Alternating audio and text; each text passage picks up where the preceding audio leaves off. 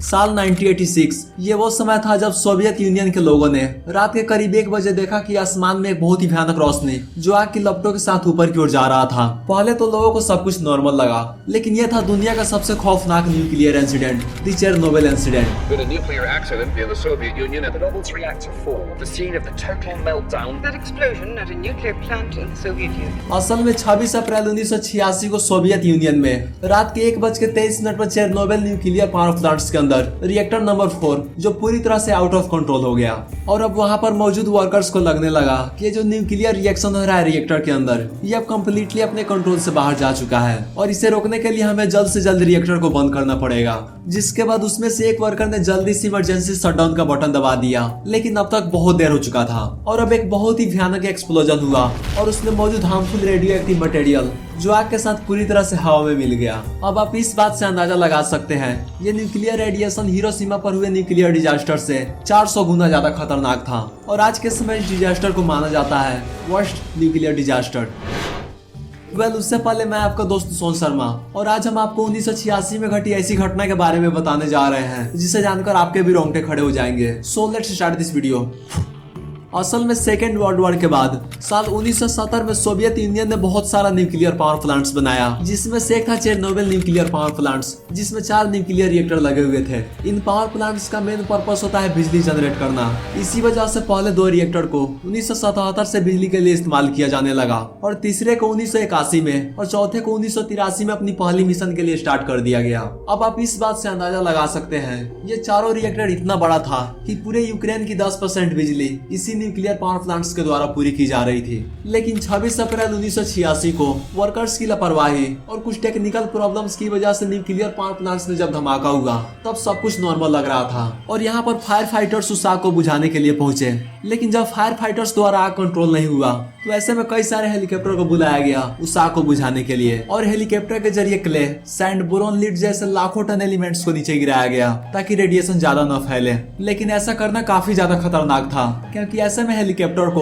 उस आग के ऊपर से होकर इन सभी एलिमेंट्स को नीचे गिराना होता था। हालांकि ऐसा करते समय एक हेलीकॉप्टर भी क्रैश हुआ जिसमें 4 लोगों की ऑन द स्पॉट डेथ हो गई। आपको जानकर हैरानी होगी उस आग को बुझाने में पूरे 10 दिन से भी ज्यादा का समय लग गया था। खैर 10 दिन बाद ये आग बुझ तो गई, लेकिन अभी भी उस रिएक्टर से बहुत ज्यादा हीट प्रोड्यूस हो रही थी जिसे कंट्रोल करना बिल्कुल पॉसिबल नहीं था और उस हीट की वजह से रिएक्टर का जो दीवार था वो अब धीरे धीरे क्रैक होने लगा और इसी वजह से यहाँ पर लोगों के सामने एक और बहुत बड़ा मुसीबत खड़ा हो गया क्योंकि उस रिएक्टर के नीचे एक बहुत बड़ा पानी का टैंक मौजूद था जो पूरी तरह से रेडियो एक्टिव मटेरियल से भरा हुआ था। अब ऐसे में यह हीट पानी के टैंक से टच करता तो जाहिर सी बात थी यह हजारों लीटर पानी भाप में बदलता और यहाँ पर एक और एक्सप्लोजन होता। लेकिन यहाँ पर साइंटिस्टों ने अनुमान लगाया कि अगर ये तीसरा एक्सप्लोजन होता तो ये पहले 2 धमाकों से 10 गुना ज्यादा खतरनाक हो सकता था और ऐसे में लाखों लोगों की जान जा सकती थी। लेकिन यहाँ पर 3 लोगों ने अपनी जान हथेली पर रखकर उस टैंक में उतरने का फैसला किए। अब ऐसे में उन लोगों की मौत कब हो जाती इसकी कोई गारंटी नहीं थी क्योंकि वो सारा पानी रेडियो एक्टिव मटेरियल से भरा हुआ था। लेकिन फाइनली 4 मई 1986 को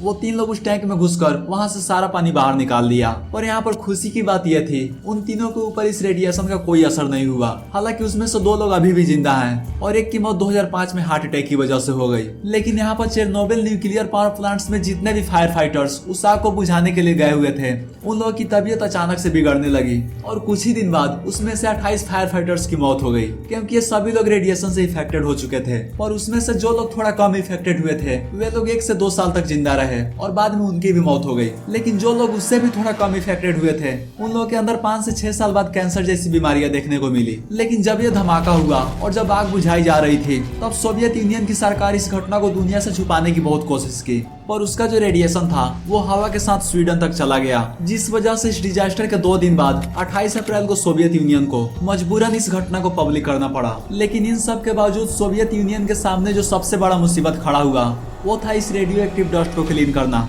इसी वजह से 1986 से 1987 तक 2 लाख से भी ज्यादा वर्कर्स गए थे उस एरिया को क्लीन करने। लेकिन इन सब के बावजूद भी रेडिएशन का असर 1,50,000 स्क्वायर किलोमीटर में देखा गया जिसके चलते उस जगह के आसपास के 30 किलोमीटर के एरिया को चेरनोबिल एक्सक्लूजन जोन बना दिया गया और बाद में साइंटिस्टों ने बताया कि अगले 20,000 सालों तक यह जगह इंसानों के लिए बिल्कुल भी सुरक्षित नहीं रहेगा। 2018 में यूनाइटेड नेशन साइंटिफिक कमेटी ने एक रिपोर्ट जारी किया जिसमें उसने बताया कि अब तक 20,000 से भी ज्यादा थायराइड कैंसर के केसेस देखे जा चुके हैं उन लोगों के अंदर जो उस समय 18 साल से कम के थे और इस डिजास्टर के समय वहाँ के आसपास के एरिया में मौजूद थे। और इस कैंसर का सबसे बड़ा रीजन था रेडियो एक्टिव डस्ट, जो पहले तो हवा के साथ आसमान में चला गया और फिर बारिश के साथ नीचे आकर घास और पेड़ पौधों के पत्तियों पर जम गया और फिर उसी घास और पत्तियों को जानवरों ने खाया। लेकिन उनसे जो दूध निकला उसमें आयोडीन 131 का लेवल काफी ज्यादा मात्रा में पाया गया, जिस वजह से जिन जिन बच्चों ने ये दूध पिया बाद में उनके अंदर थायराइड कैंसर के केसेस देखने को मिले और इस कैंसर की वजह से तकरीबन 20,000 से भी ज्यादा लोग मारे गए और आज भी लोग मर रहे हैं। लेकिन इन सब के बावजूद अगर नुकसान की बात की जाए तो इसमें सोवियत यूनियन को काफी बड़ा झटका लगा,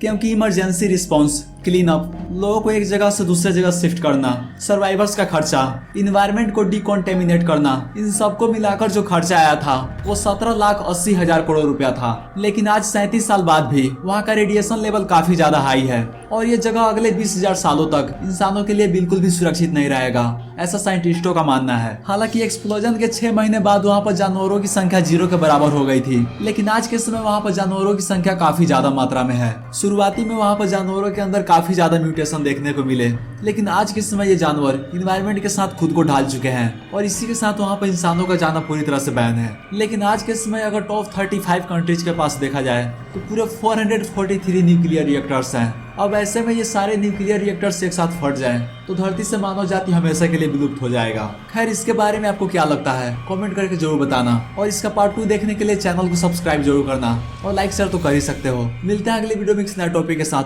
तब तक के लिए जय हिंद।